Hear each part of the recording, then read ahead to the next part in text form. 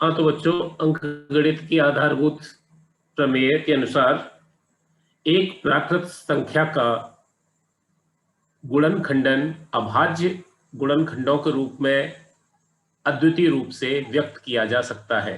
किसी भी प्राकृत संख्या का गुणनखंडन अभाज्य गुणनखंडों के रूप में अद्वितीय रूप से प्रकट किया जा सकता है। ये अंकगणित की आधारभूत प्रमेय है। कोई भी हम संख्या ले सकते हैं, कितनी भी बड़ी या कितनी भी छोटी, आप उसे देख सकते हैं कि उसका एक अभाज्य गुणनखंडन हो जाता है। उदाहरण के लिए हम एक संख्या लेते हैं, मानिए एक छोटी संख्या लेते हैं पहले 30। 30 को हम यदि अभाज्य गुणनखंडन कर रहे हैं तो 2 गुणा 3 गुणा 5। अब इसे भी लिख सकते हैं 30 बराबर 3 गुणा 5 गुणा 2, कैसे भी लिख सकते हैं। क्रम से कोई फर्क नहीं पड़ता है। एक यूनिक वे है कि 2 और 3 और 5 के गुणक से जो अभाज्य है, एक भाज्य संख्या प्राकृत संख्या 30 प्राप्त होती है। इस प्रमेय का प्रयोग करके हम महत्तम समापवर्तक, लघुत्तम समापवर्तक संख्याओं का निकाल सकते हैं। और एक और हमें महत्वपूर्ण तथ्य प्राप्त होता है कि दो प्राकृत संख्याओं का लघुत्तम समापवर्तक गुणा महत्तम समापवर्तक बराबर दोनों संख्याओं का गुणनफल। अर्थात यदि हमें किन्हीं दो संख्याओं का महत्तम समापवर्तक पता है तो हम लघुत्तम समापवर्तक निकाल सकते हैं। ये इसका प्रयोग है। आइए जैसे हम अब दिखाते हैं एक उदाहरण के रूप में कि अभाज्य गुणनखंडन विधि के द्वारा 96 और 404 और 404 का मसप और लसप लघुत्तम समापवर्तक ज्ञात करें। कैसे ज्ञात करेंगे? हम 96 को अभाज्य गुणनखंडों के रूप में तोड़ते हैं, इसमें छोटी संख्या से भाग करते हैं इस संख्या को। तो 96 को हम देखें तो 2 से ये विभाजित होती है क्योंकि ये सम पूर्णांक है। 2 से हमने भाग किया तो 48 हो जाता है, 48 दूनी 96 होता है। 48 को हम फिर से 2 से करते हैं तो 24 हो जाता है, और फिर से 2 से करते हैं तो 12 हो जाता है, और फिर से 2 से करते हैं तो 6 हो जाता है, और फिर से 2 से करते हैं तो 3 हो जाता है, और 3 लास्ट। तो हम क्या पाते हैं कि 96 को हम लिख सकते हैं 2 गुणा 2 गुणा 2 गुणा 2 गुणा 2 गुणा 3, अर्थात 2 की घात 5 गुणा 3। ये हमारा 96 बराबर आ गया।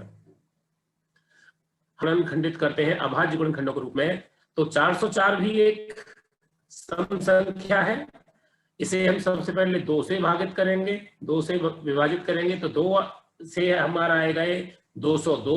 402 को 2 से भाग करेंगे 202, ये यहाँ करके नहीं दिखाया जा रहा है, आप खुद समझ सकते हैं।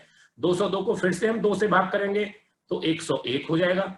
अब 101 हमें दिखाई दे रहा है कि ये एक अभाज्य संख्या है, न ये 2 से कटती है, न 3 से कटती है, न 4 से कटती है, न 5 से, तो इसे हमें 101 ही लिखना पड़ेगा। अब हम इन दोनों संख्याओं में देखते हैं कि लघुत्तम समापवर्तक क्या है या महत्तम समापवर्तक क्या है। तो पहले महत्तम समापवर्तक की बात करते हैं। महत्तम समापवर्तक होता है, इसे अंग्रेजी में बोलते हैं हाईएस्ट कॉमन फैक्टर, या सबसे बड़ा उभयनिष्ठ गुणनखंड। क्या इन दोनों में कॉमन है? उभयनिष्ठ मतलब कॉमन। तो आप देख रहे हैं दोनों में कि वो सिर्फ 2 की पावर 2 है या 2 की घात 2। देखिए तो मसपा आ गया 2 की घात 2 बराबर 4। अब हमें लसपा निकालना है, लघुत्तम समापवर्तक। तो हम इसी प्रमेय का प्रयोग करके कर सकते हैं।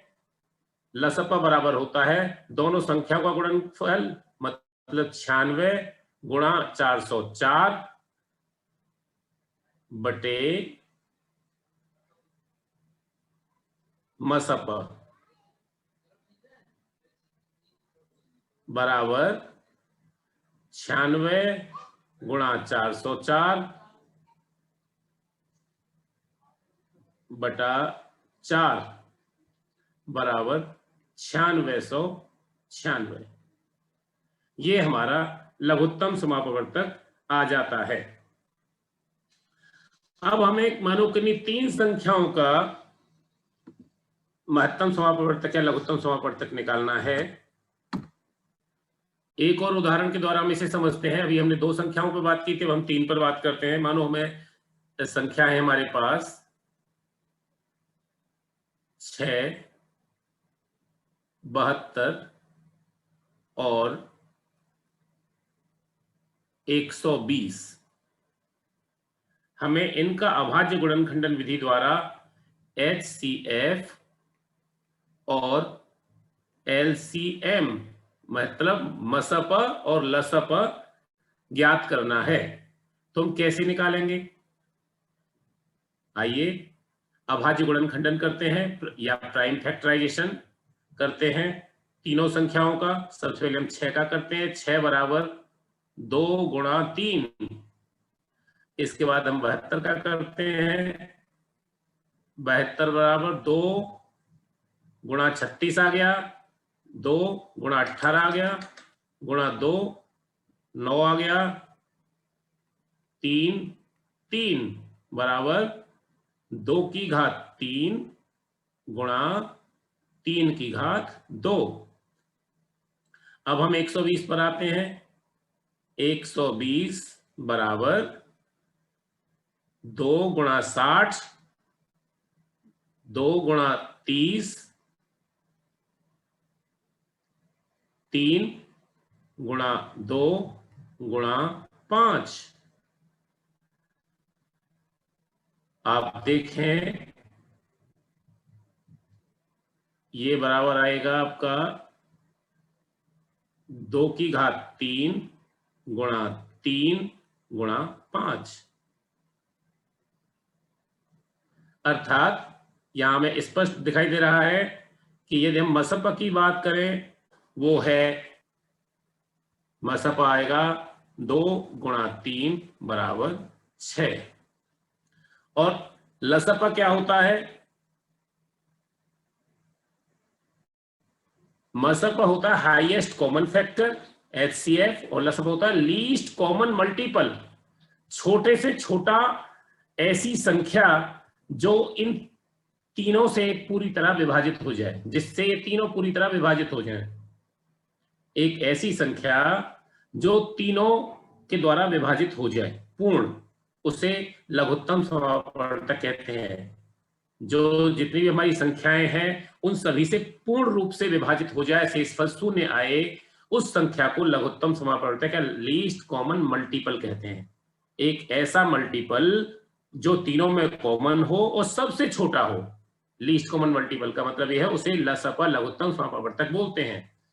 तो ये क्या आएगा? इसमें हम मैक्सिमम जो पावर आती है किसी भी अंक की वो लिखी जाती है। शुरुआत करते हैं 2 की पावर 3, इतना ही आ रहा है। 3 की पावर 2 और आ रहा है 5, जिसका गुणनखंड करने पर गुणनफल 360 आता है।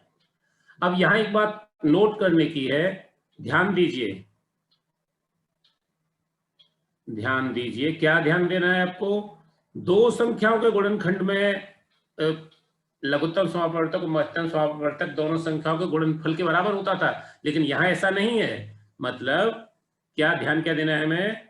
LCM 6 यानी 6, 72, 120 गुणा HCF 6, 72 गुणा 120 इज नॉट इक्वल टू 6 गुणा 72 गुणा 120। हाँ जी, आइए बच्चों, अब हम एक क्वेश्चन से शुरुआत करते हैं। पहला प्रश्न है, लिखित संख्याओं को अभाज्य गुणनखंडों के गुणनफल के रूप में व्यक्त कीजिए। मींस अभाज्य गुणनखंडन करना है, प्राइम फैक्टराइजेशन करना है, बस और कुछ नहीं करना है। तो इसमें जैसे हम फर्स्ट पार्ट की बात करते हैं, तो फर्स्ट पार्ट में है 140 के हम अभाज्य गुणनखंडन कैसे करेंगे? हमने वही कहा, हम छोटी संख्या से भाग देना शुरू करते हैं। सबसे छोटी संख्या 2 होती है, 1 से तो भाग करने का कोई मतलब नहीं होता। सबसे पहले हम 2 से करेंगे, 2 से 140 को करेंगे, 70 बचेगा, फिर 70 फिर भी 2 से कट रहा है, तो 2 से फिर काटिए, 2 से भाग देंगे 35 हो जाएगा। अब हम 35 को 5 से और 7 से, इसके अलावा और कोई फैक्टराइजेशन इसका नहीं हो सकता। यानी इसे हम लिख सकते हैं 140 बराबर 2 की घात 2 गुणा 5 गुणा 7 हो गया। यही इसका अभाज्य गुणनखंडन है। दूसरा पार्ट करते हैं हम इसी क्वेश्चन का। ये है 156 बराबर 2 से भाग कीजिए, 78 आएगा, फिर 2 से भाग कीजिए, 39 आएगा, 39 को सिर्फ 3 और 13 बराबर 2 की घात 2 गुणा 3 गुणा 13। अब हम तीसरे पार्ट पर आते हैं। तीसरा पार्ट देखिए, तीसरा पार्ट कहता है 3825 3825 इसके गुणनखंडन करने हैं। अब देखिए, क्योंकि अब देख रहे हैं लास्ट की अंक इकाई पर 5 आ रहा है, तो ये 2 से तो कैसे भी विभाजित नहीं हो सकता। या तो ये 3 से होगा सबसे छोटी संख्या, 3 के टेबल में 5 आता है, या 3 के पहाड़े में 5 आता है, या फिर 5 से होगा।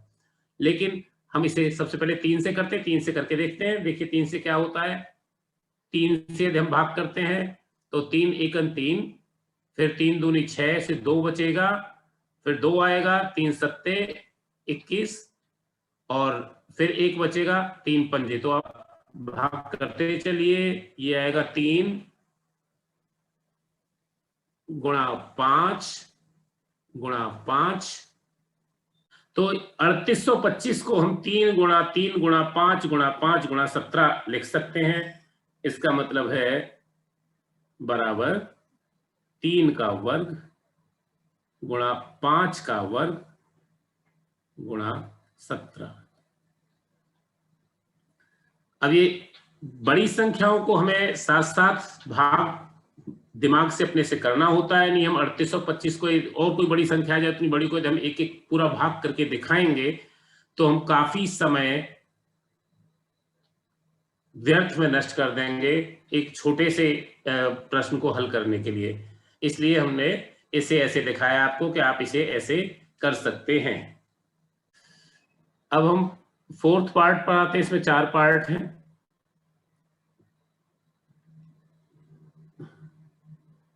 फोर्थ पार्ट में है 7 4 2 9 यानी 7429। इसे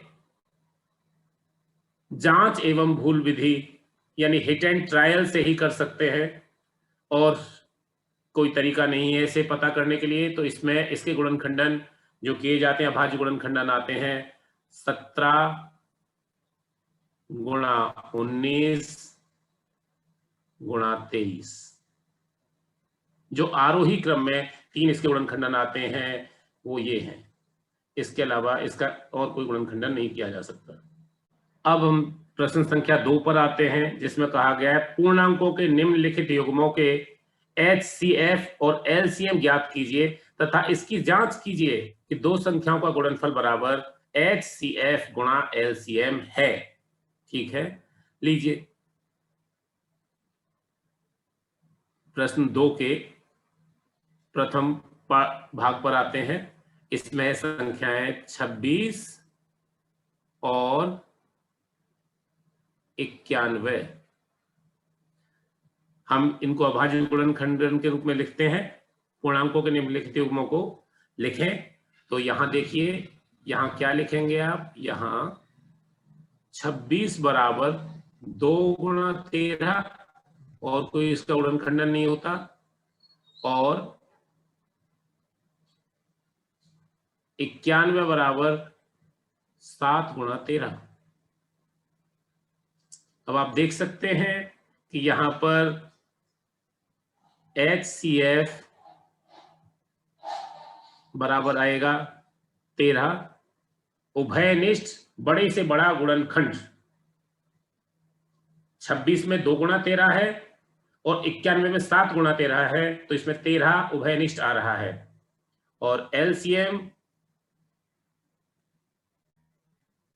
एक ऐसी संख्या या एक ऐसा गुणनफल जो इन दोनों संख्याओं से पूर्ण विभाजित हो जाए, 26 से भी और 91 से भी, तो वो आएगा 2 गुणा 7 गुणा 13। स्पष्ट है? क्या स्पष्ट है? HCF गुणा LCM बराबर 13 गुणा 2 गुणा 7 गुणा 13 बराबर 26 गुणा 91, दोनों संख्याओं के बराबर। अब देखिए हम दूसरे पार्ट पर आते हैं। 510 और 92। तो यहां क्या करेंगे हम, वही चीज यहां भी देखिए, यहां 510 बराबर 2 गुणा 255 हो गया। अब 255 सिर्फ 5 से कट सकता है या 3 से कट सकता है, तो पहले 3 से काटो। 255 85 हो गया, फिर 17 पंजे 85 होता है, 5 गुणा 17। और 92 बराबर देखिए, 92 बराबर आएगा 2 गुणा 46 गुणा 2 गुणा 23। इसके अलावा इसका कोई अभाज्य गुणनखंडन दूसरा नहीं हो सकता। इसलिए HCF बराबर क्या आएगा, इसलिए को ऐसे भी लिखा जाता है मैथमेटिक्स में, HCF बराबर आएगा, देखिए क्या कॉमन है, कॉमन इसमें सिर्फ और सिर्फ 2 आ रहा है। हाईएस्ट कॉमन फैक्टर, सबसे बड़ा उभयनिष्ठ गुणनखंड सिर्फ 2 आ रहा है। और अब हमें पता करना है LCM। LCM के लिए हम क्या करेंगे, हम जानते हैं कि दो संख्याओं का गुणनफल बराबर होता है LCM और HCF के, इसलिए हम LCM निकालते समय करेंगे 510 गुणा 92 बटा HCF बराबर 510 गुणा 92 बटा 2। अब हम तीसरे पार्ट की तरफ आते हैं। खंड 3 में कहता है 336 और 554, 336 और 54। अब यहां पर क्या होता है, यहां 336 बराबर होता है 2 गुणा 2 गुणा 2 गुणा 2 गुणा 3 गुणा 7। इसे आप ऐसे भी देख सकते हैं, 7 या 21, दूनी 42, दूनी 84, दूनी 168, दूनी 336। इस तरह से हमें प्राप्त हुआ है, जिसे हम बराबर में लिख सकते हैं, बराबर 2 की घात 4 गुणा 3 गुणा 7। और दूसरी संख्या का भी अभाज्य गुणनखंडन करते हैं, वो है आपकी 54। 54 को हम कैसे लिख सकते हैं आप अच्छी तरह जानते हैं, 2 गुणा 3 गुणा 3 गुणा 3, 3 तिया 9 तिया 27 दूनी 54 बराबर 2 गुणा 3 की घात 3।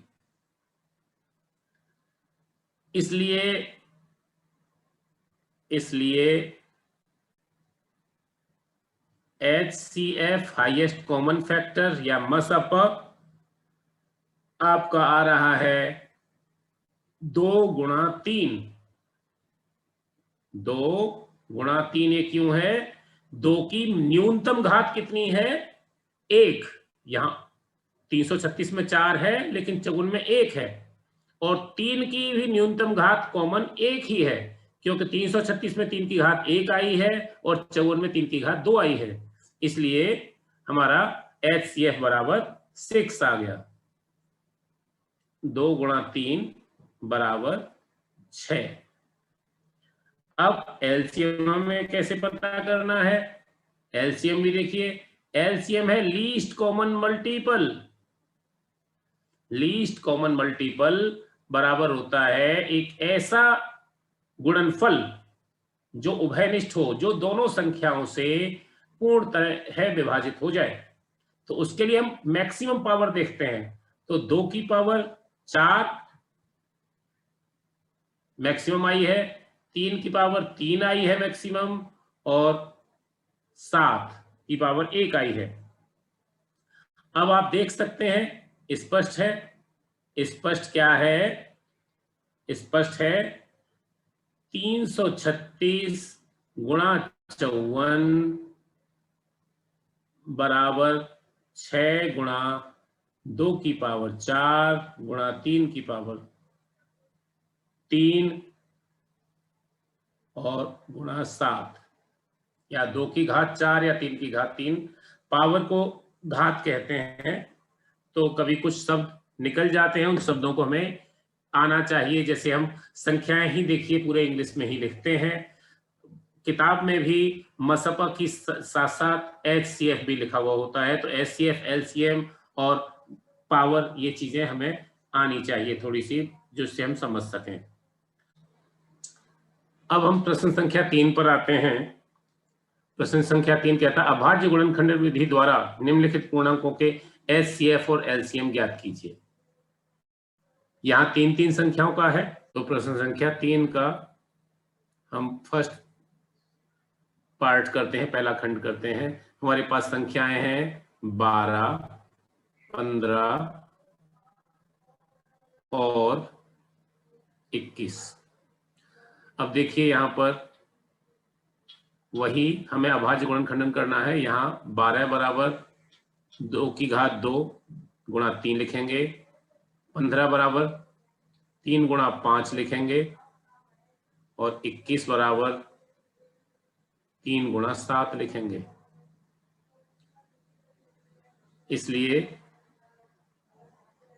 इसलिए HCF हाईएस्ट कॉमन फैक्टर आपको समझ में आ रहा है, जिसे मसपा बोलते हैं, 3 है। यहां पर हाईएस्ट कॉमन फैक्टर 3 है। और LCM क्या है, LCM बराबर क्या आएगा, जो मैक्सिमम पावर, जो अधिकतम घात आई है किसी संख्या की, तीनों में मिला के। तो देखिए ये आई है 2 की घात 2 आया है, 3 की घात सिर्फ 1 ही आई है हर जगह, 5 आया है और 7 आया है, बराबर 5 सत्ते 35, तिया 105, चौका 420। ये LCM आ गया। अब हम दूसरे पार्ट पर आते हैं। दूसरे पार्ट में है 17, 23 और 29, 17, 23 और 29। यहां हम जानते हैं 17 बराबर 1 गुणा 17, ये प्राइम नंबर है, 17 अभाज्य संख्या है, इसके कोई गुणनखंडन नहीं हो सकते इसके अलावा। इसी प्रकार से 23 भी प्राइम नंबर है, 1 गुणा 23, तथा 29 भी प्राइम नंबर है, इसलिए यहां पर हाईएस्ट कॉमन फैक्टर क्या आएगा? 1। 1 गुणा 29। थर्ड पार्ट पर आते हैं।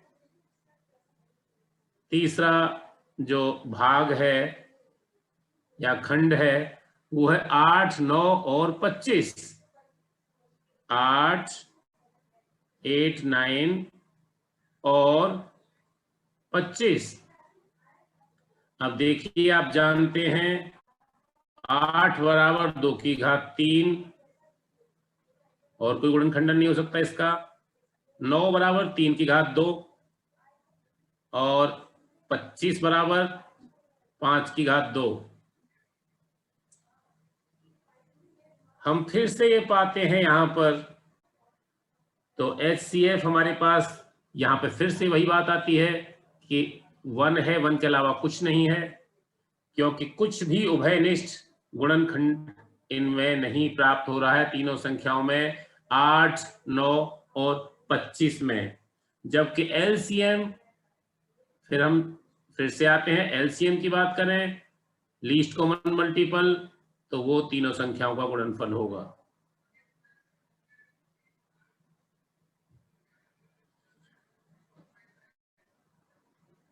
अब हम आते हैं प्रश्न संख्या 4 पर।